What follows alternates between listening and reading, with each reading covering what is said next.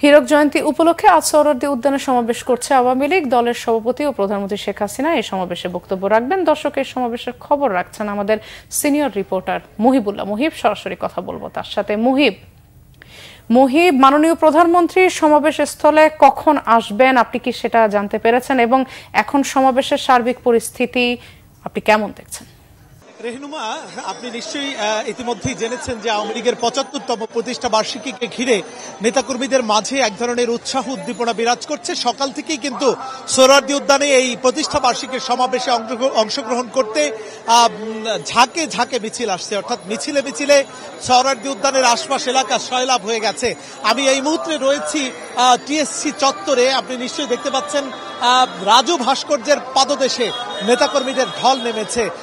খণ্ড খণ্ড মিছিল নিয়ে এই সমাবেশের স্থলে আসতে শুরু করেছে রাজধানী ঢাকার প্রত্যেকটি ওয়ার্ড পর্যায়ের, প্রত্যেকটি থানা পর্যায়ের নেতাকর্মীরা এবং প্রত্যেকটি সংসদীয় আসনের নেতাকর্মীরা কিন্তু মিছিল নিয়ে বিভিন্ন ফেস্টুন, প্লাকার্ড এবং বাদ্যযন্ত্র বাজিয়ে এই সমাবেশ স্থলে আসছেন।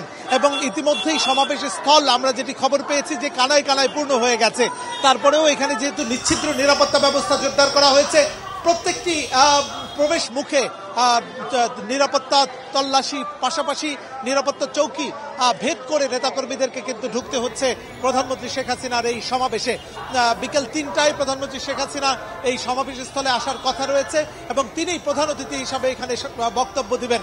আওয়ামী লীগের যে ৭৫ বছরের দীর্ঘ এই ইতিহাস এবং ঐতিহ্যের পথ চলা, সেই পথ চলার যেই তাদের প্রাপ্তি, সেই প্রাপ্তি নিয়ে কথা বলবেন প্রধানমন্ত্রী শেখ হাসিনা।